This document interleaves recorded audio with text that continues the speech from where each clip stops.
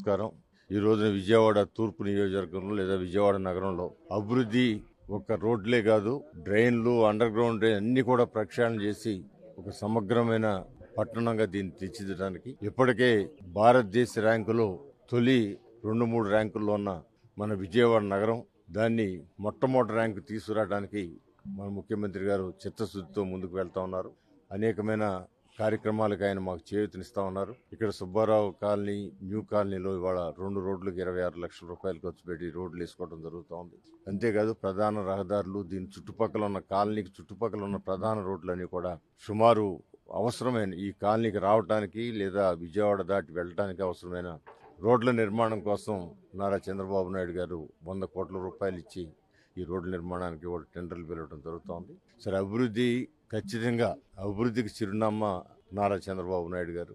నిన్న సింగపూర్లో ఆయన వెళ్తే అక్కడ పలికిన స్వాగతం కానివ్వండి, అక్కడున్న అనేకమైన సంస్థలు వచ్చి ఆయన కలవటం కానివ్వండి, ఆ సంస్థలు గత ప్రభుత్వం వాళ్ళ అవమానపరిచిన దానికి వాళ్ళ 5 సంవత్సరాల పాటు మన రాష్ట్రానికి రాలేదు.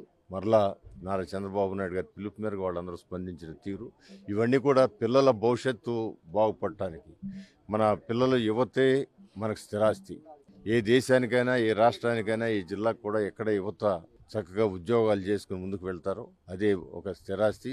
రాష్ట్ర అభివృద్ధిలో కూడా ఆ గణనాల్లో, ఆ లెక్కల్లో ఈ పిల్లలు ఉపాధి పొందితే ఆ యొక్క రాష్ట్ర వృద్ధి రేటు కూడా పెరుగుద్ది. మరి అదే విధంగా పిల్లల్ని మనం ఉద్యోగాలు లేక ఇబ్బంది పడితే వాళ్ళు చెడు అలవాట్లకి బానిసలై సమాజానికి కూడా ఎంతో నష్టం కలుగుద్ది.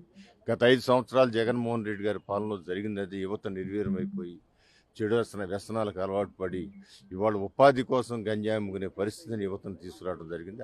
ఆ పరిస్థితి నుంచి చక్కదిద్దడానికి అనేకమైన కార్యక్రమాల్లో ముందుకు వెళ్తా ఉన్నాం.